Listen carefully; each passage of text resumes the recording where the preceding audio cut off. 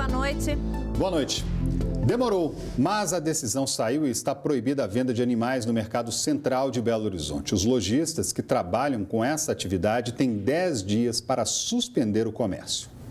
Desde 2003, a Promotoria de Defesa do Meio Ambiente vem analisando e estudando a situação dos animais no Mercado Central, um dos locais mais conhecidos e visitados em Belo Horizonte.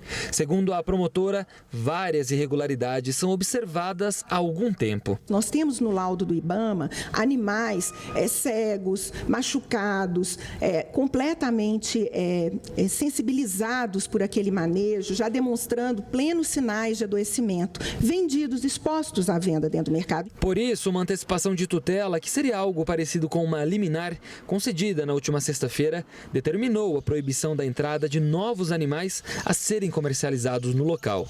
As promotorias de defesa do consumidor e, mais recentemente, a da saúde, também entraram no processo.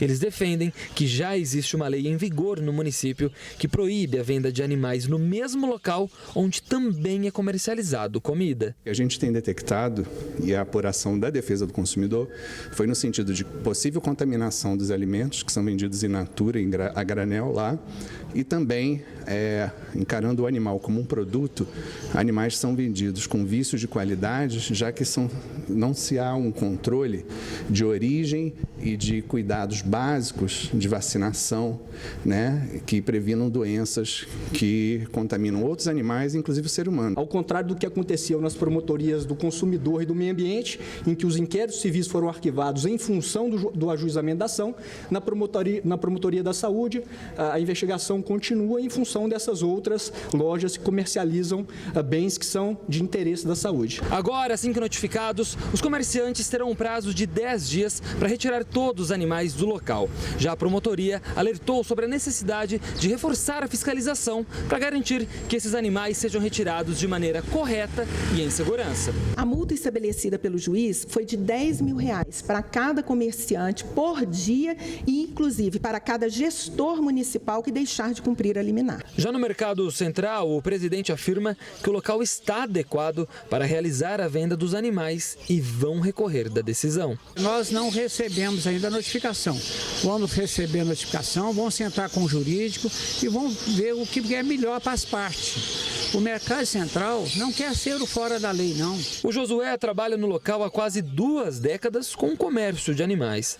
Ele não considera as condições inadequadas. É tudo fantasia, não existe isso aqui não. Se eu vivo do animal, eu cuido bem, eu trato bem porque eu preciso dele. Não existe, eu vou maltratar o que me sustenta, não. Isso não existe. Mas tem gente que comemora a decisão. A Adriana pertence a um movimento que luta pelos direitos dos animais. Há 11 anos, eles lutavam para tirá-los do Mercado Central. Por isso, a decisão é muito comemorada por ela. O ativismo animalista de Belo Horizonte e do Brasil, que participa conosco há anos dessa construção, comemora e que se acabe de uma vez por todas com essa crueldade para com os animais e com essa vergonha que tanto compromete um espaço tão bacana, maravilhoso, que é o Mercado Central de Belo Horizonte. Polícia Civil, Ministério Público e Receita Federal se unem para desarticular um esquema de sonegação fiscal no estado. Hoje foram cumpridos mandados de prisão e apreensão aqui na capital e nas cidades de Confins e Patos de Minas. 2 pessoas foram presas, José Maria Fernando Cordeiro, aqui em Belo Horizonte, e Diego Bergman, em Patos de Minas. Essa operação foi nominada nota 0 porque ela desbaratou um esquema, ou ela pretende desbaratar, está iniciando o desbaratamento de um esquema que envolve a constituição fraudulenta de empresas para sonegar o fisco. Essas empresas, chamadas MEI, microempreendedores individuais, foram constituídas pelos envolvidos usando nomes de pessoas inscritas em concurso público do Brasil inteiro. Aqui funcionava uma das 230 empresas descobertas inicialmente pela investigação. Essas empresas eram abertas através de acesso ao banco de dados de pessoas inscritas em concurso público e movimentaram mais de 17 milhões de reais. Vários documentos e arquivos foram apreendidos para a continuidade das investigações. A polícia e o Ministério Público Público acreditam que outras pessoas possam estar envolvidas. Esse espaço aqui, a Delta, é de um dos envolvidos, né? É uma empresa que ele tinha e ele não usava diretamente essa empresa no esquema. Nós estamos fazendo a busca aqui para ver se aqui conseguimos documentos ou algum tipo de indício que nos leve aos demais envolvidos. O homem preso em Patos de Minas, Diego Bergman, é suspeito de coordenar as fraudes que beneficiavam atacadistas. Ele, inclusive, já foi preso por envolvimento em tentativa de constituição fraudulenta de empresas. Nós entendemos que esse prejuízo é apenas uma ponta de um iceberg. Então, a Secretaria da Fazenda continuará firme na investigação e na fiscalização de todas essas empresas para identificar realmente os reais beneficiários desse esquema de sonegação. Funcionários do Hospital João 23 protestam por melhores salários. As informações ao vivo com Luciana Viana. Boa noite, Luciana. E como é que ficou o atendimento aos pacientes hoje no hospital, hein, Lu? Bom, André, boa noite a você, boa noite a todos. 30% dos servidores é que fizeram essa paralisação que aconteceu em 9 unidades aqui em BH e uma em Barbacena. Aqui em Belo Horizonte, eles se reuniram em frente ao Hospital de Pronto-Socorro João 23 ali, né, se manifestando. Eles que pedem aumento salarial, o pagamento até o 5º dia útil e também uma definição sobre o 13º salário. O governo ainda não se pronunciou sobre essas reivindicações e a categoria ameaça parar por mais 3 dias na próxima semana. Vamos aguardar. Obrigado. É isso aí, Lu. Obrigada pelas informações. Milhares de pacientes podem ficar sem remédios. É que as maiores distribuidoras de medicamento aqui do estado estão sem receber o pagamento do governo há mais de 90 dias. O fornecimento para as farmácias da Secretaria de Saúde já está suspenso. No estoque, há medicamentos apenas para os próximos 60 dias. Ou seja, se a situação não mudar, muita gente será prejudicada. Milhares de pessoas dependem de remédios no Sistema Único de Saúde. A movimentação nas farmácias do SUS, no estado de Minas Gerais, é grande. Mas o impasse entre o governo e as distribuidoras dos medicamentos já faz com que algumas pessoas não encontrem o remédio na farmácia. Como o repasse não é realizado há mais de 90 dias, algumas distribuidoras já notificaram o governo de Minas e não estão entregando medicamentos nas farmácias do Sistema Único de Saúde. Situação muito complicada para quem precisa dos remédios. Péssima. Eu não dou conta de comprar a medicação que eu pego. Eu não sei o que eu vou fazer, ué. Sem remédio não pode ficar? Como vai ficar sem remédio? É revoltante. Eu estou controlando a situação, mas e o coitado que não controla? Que não tem como controlar, como é que vai ser? E se a situação já está complicada, pode ficar pior ainda nos próximos meses. 50% das distribuidoras já não vão entregar. Provavelmente até o final do ano esse número vai aumentar e o estoque do estado de Minas Gerais hoje acredito que seja de no máximo 2 meses de medicamentos para fornecimento à população. Por nota, a Secretaria de Saúde do Estado informou que atualmente 64 fornecedores apresentaram atraso na entrega dos componentes ou venderam com preços acima do valor máximo de venda ao governo do Estado. Para o doutor Guilherme, a explicação para a falta do repasse é bem diferente. É uma má gestão do orçamento público, infelizmente. O dinheiro em caixa tem, porque vem também de repasse de uma verba federal, do Ministério da Saúde. 50% das distribuidoras estão dispostas a não fornecer, com base na legislação, os medicamentos até o final do ano. Isso é uma medida drástica, mas infelizmente, se elas não o fizerem, elas correm um risco, inclusive, de impactar a própria sobrevivência financeira. Belo Horizonte enfrenta um surto de cachumba. Daqui a pouco a gente fala desse assunto. E você já sabe o que vai fazer com seu 13º? Tem que planejar, hein, gente? Para fazer ele render. Daqui a pouco a gente te dá umas dicas bem interessantes. Final de ano já está aí, época de festas e alívio para muita gente. Afinal, para quem tem carteira assinada, é hora de receber o 13º salário. Novembro chegou e com ele alívio para muitos trabalhadores, já que para a grande maioria a primeira parcela do 13º salário vai cair na conta. Aí vem aquela pergunta, o que fazer com esse dinheiro extra? Pagar a conta. Pagar IPVA, com antecedência. E os presentinhos vão ficar bem mais baratos esse ano. Vai ter que dar uma segurada? Sim. Os presentes vão ficar mais baratos e também vão vir em menor quantidade. O brasileiro não está tendo muita opção não, viu? A grande maioria das pessoas vai usar o 13º para pagar contas. Uma pesquisa mostra que quase 43% das pessoas vão destinar esse dinheiro extra a pagar dívidas. E em tempos de crise, é sempre bom substituir a palavra gastar por planejar.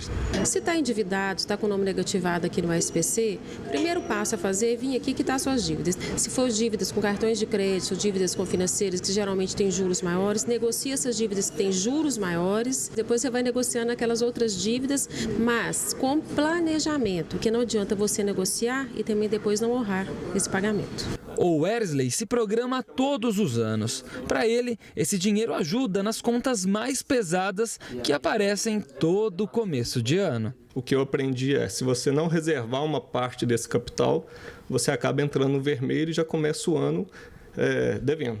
O importante é você ter um estilo de vida equilibrado, né? Principalmente nunca gastando mais do que recebe, né? Que esse é o grande problema para você entrar no vermelho e virar uma bola de neve. Mas esse tal de planejamento fica mais difícil ainda no final do ano. Afinal, época propícia para presentear as pessoas queridas, fazer aquela viagem que não sai há um bom tempo.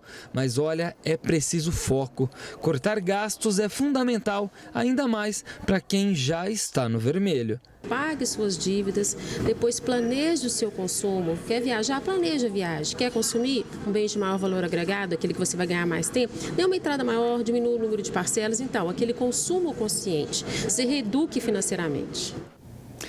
Já tem gente em busca do emprego temporário de fim de ano e um novo perfil de trabalhador larga na frente na corrida pelas vagas.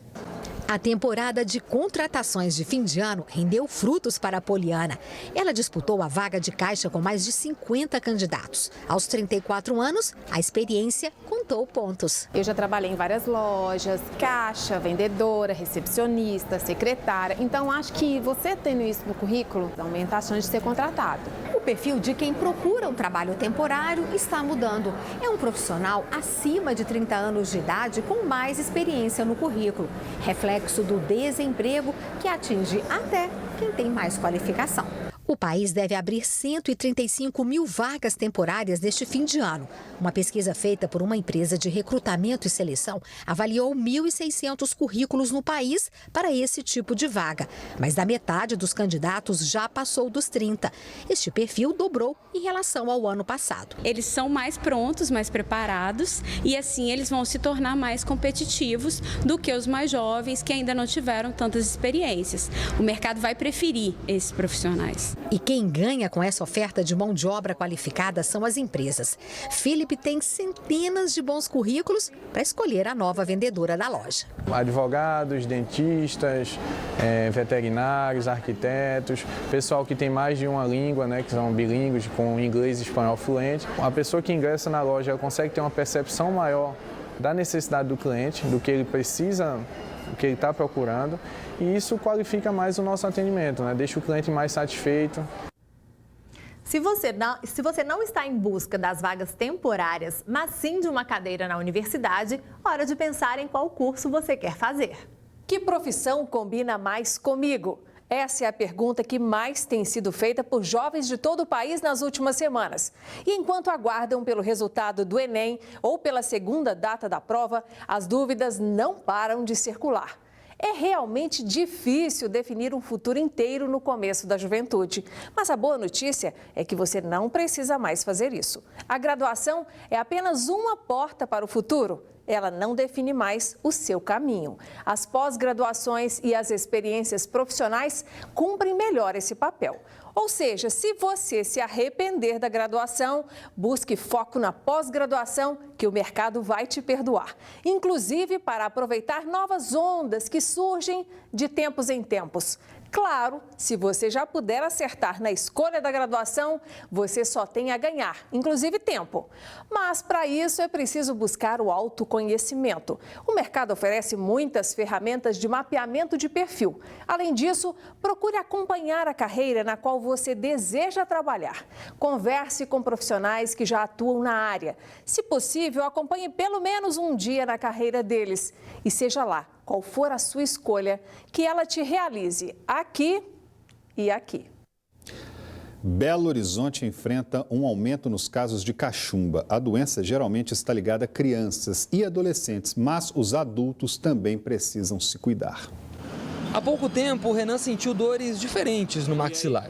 E quando passou por consulta médica, viu que estava com cachumba. Sempre ouvi falar, né? Mas eu não sabia como que eram os sintomas. E foi bem dolorido, não foi nada agradável. E fiquei 2 semanas de repouso.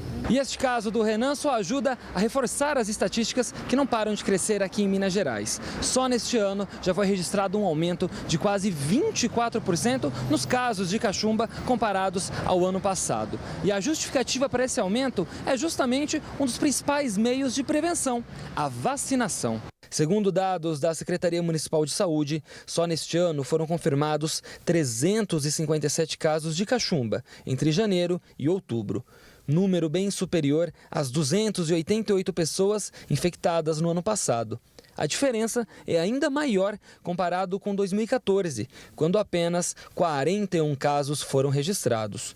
Essa médica imunologista ressalta que é importante ficar atento aos primeiros sintomas da doença. Os primeiros sinais são os sinais de uma virose comum: febre, dor no corpo, dor de cabeça, náusea, vômito, mal-estar. Aí aparece inchaço das glândulas salivares, que é o vírus paraxomíquicos, o vírus ataca as glândulas salivares. A principal é a parótida, que é abaixo aqui das orelhas, e as submandibulares e sublinguais, que estão aqui. Então, essa região pode inchar toda, ou só de um lado, ou só um canto. A glândula é macia e dolorosa. E como não vai produzir muito a saliva, a gente vai sentir uma certa dor para alimentos, principalmente ácidos e os doces. A doença é transmitida através da saliva e de secreções das vias aéreas e podem causar sérios transtornos caso não seja diagnosticada rapidamente. Em casos raros, a gente pode ter complicações, e aí nessas complicações a gente vai ter que usar remédios mais fortes. As complicações mais comuns são a infecção dos órgãos do testículo e do ovário, mais comum dos testículos nos homens, não é em crianças, geralmente é adolescente ou homem adulto. 30% dos homens podem ter essa complicação. Então, para evitar qualquer problema, é só ficar atento à sua carteira de vacinação. Deve e é obrigado a tomar a segunda dose, com qualquer idade. Certo. Tomando as 2 doses, doutora, qual que é a chance, a probabilidade de imunização nessa pessoa? A faixa de proteção é de 82% a 87%. A gente ainda tem uma falha de 12% a 10%. Atenção, motorista, daqui a pouquinho a gente vai mostrar que o estado é o segundo maior no número de roubos e furtos a veículos. Pois é, hoje inclusive um motorista foi morto quando 2 bandidos tentavam roubar o carro dele. Tá aí as imagens do carro da Polícia Civil. A gente volta com esse assunto daqui a pouco. Minas é o segundo estado do país em número de furtos e roubo de veículos. Os dados do 10º Anuário Brasileiro de Segurança Pública mostram um crescimento no número de furtos e roubos de veículos no estado de Minas Gerais, na comparação de 2015 com 2014. O estado já é o segundo do Brasil nesses quesitos, e os números explicam o porquê desse ranking. Em 2014, 25.918 carros foram furtados em Minas. Em 2015, 27.970, um crescimento de 7,9%. Em roubos, os números são maiores ainda. Em 2014, foram 9.958 contra 11.678 no ano passado, um crescimento de 17,3%. Esse delegado explica os motivos que levaram a este aumento. Em primeiro lugar, é lógico que o aumento da frota de veículos, né? Mas o ponto crucial é a questão da reincidência. A gente tem observado que a maior parte desses crimes de furto e roubo de veículos é realizado por indivíduos reincidentes. Então, o que está acontecendo é que a política de desencarceramento que está acontecendo no nosso país, com uma legislação frouxa em relação a esse tipo de crime, tem estimulado com que esses indivíduos permaneçam nessa atividade. Os furtos e o roubo de veículos têm o destino principal, a questão do desmanche e a venda das peças desses veículos. E é justamente para diminuir esses índices que a Polícia Civil de Minas Gerais trabalha na elaboração da Lei do Desmonte, para dificultar a vida de quem compra e vende peças de carros roubados. No estado de São Paulo, a lei já deu certo e ajudou a diminuir em 30% esses números. A expectativa é que a lei também funcione aqui em Minas Gerais. O Vinícius é uma vítima desse aumento na criminalidade, de maneira indireta. Ele não teve o carro furtado ou roubado, mas a placa foi clonada. A Polícia Militar entrou em contato comigo no início de agosto, onde foi recuperado um veículo com a mesma placa que o meu. A suspeita inicial era que o meu veículo tinha sido furtado, isso na parte da manhã. A polícia pediu para eu vir no local onde eu deixo o veículo parado, o veículo estava lá. Eu entrei em contato com o telefone que eles deixaram comigo, na central. E quando eu liguei na central para informar que o veículo estava comigo, eles falaram que já tinham identificado o clone. O problema agora é com as multas. Além de já ter perdido a habilitação, o valor passa os R$1.000. Ele já tentou recorrer, mas apesar de ter todas as provas em mãos, ainda não conseguiu se livrar da cobrança. São infrações graves, gravíssimas, que avançam sinal e velocidade. Além da pontuação que excedeu na minha carteira, as multas são atreladas a mim e ao meu carro. Então, além disso, tem um valor também hoje que eu estaria devendo aí, entre aspas, sobre essas multas, que não me pertence. Pois é, e hoje um motorista foi morto durante uma tentativa de assalto. Os bandidos queriam, claro, o carro dele, né, Luciana Viana? Conta esse caso pra gente, Lu. Exatamente, André, infelizmente. Bom, a polícia faz buscas a esses dois suspeitos, que cometeram esse latrocínio, roubo seguido de morte, por volta de 1h da tarde de hoje, na Alameda dos Cisnes, no bairro Cabral, em Contagem. Segundo testemunhas, os dois suspeitos pareciam ser menores de idade. Eles levaram o carro da vítima, um Voyage prata, a carteira e o celular. Eles ainda atiraram contra a vítima, que não resistiu e morreu no local. Esse tiro foi dado nas costas, ainda segundo testemunhas. A identificação ainda não foi feita, mas a polícia adiantou que é um homem e aparenta ter menos de 30 anos de idade. Tá certo, Lu. Obrigada pelas informações. E olha, uma campanha do Hemominas mudou a rotina do Fórum Lafayette hoje. Em parceria com o Tribunal de Justiça, vários voluntários foram cadastrados para serem doadores de medula óssea. No saguão principal do fórum, um cantinho de solidariedade. O banner faz o convite e muita gente aceita. Bruno, que trabalha no local, gastou 15 minutinhos para ajudar quem precisa. Fez o cadastro e, em seguida, colheu sangue. A gente pode sempre estar precisando, então é sempre bom doar. Assim como o Bruno, Débora também se sensibilizou e veio fazer o cadastro para ser uma doadora de medula óssea. É uma atitude muito simples que pode salvar muitas vidas. A pessoa vai fazer um cadastro online, já direto no INCA, vai colher uma amostrinha de sangue e nessa amostrinha vai ser feito o mapeamento genético. Caso ela seja compatível, nós vamos entrar em contato com ela para ela repetir exames e autorizar novamente se ela quer ou não quer doar. Um dos incentivadores da campanha é Carlos. O filho dele tem uma doença na medula óssea e há 7 anos ele se envolve em iniciativas que apoiam a doação. A gente precisa demonstrar para as pessoas, para os potenciais doadores, que doar medula é uma coisa boa para quem doa e talvez tão boa para quem recebe. A escolha do Fórum Lafayette foi estratégica. São mais de 12 mil pessoas circulando por aqui todos os dias. E aqui é um local onde há um trânsito muito diversificado de pessoas. Então, dentro desse universo, nós poderíamos captar material bastante diversificado. A campanha termina nesta quarta-feira e a expectativa é cadastrar cerca de 300 pessoas. Além de salvar a vida de alguém, ela salva a vida de uma família inteira, porque quando você tem alguém doente, todo mundo adoece junto. E a esperança que você lança com uma compatibilidade dessa é para salvar muita gente que está ao redor daquele paciente. Sem dúvida. Vale a pena dar uma passadinha lá no Fórum Lafayette. Ali no Augusto de Lima, no Barro Preto. A campanha vai até amanhã e é aberta ao público. Uma boa noite para vocês. Até amanhã. É isso aí. A gente volta amanhã às 10:50 da noite com as notícias aqui do nosso estado. E agora vem aí o Jornal da Band com as notícias do Brasil e do mundo, com todas as informações importantes, inclusive vão falar sobre as eleições nos Estados Unidos. Quem será o novo presidente norte-americano, hein? O resultado deve sair de hoje para amanhã. O Jornal da Band vai trazer todos os detalhes com a cobertura, inclusive ao vivo para você que está em casa, descobrir tudo isso, saber o que está acontecendo lá nas terras norte-americanas. Até amanhã, gente. Boa noite.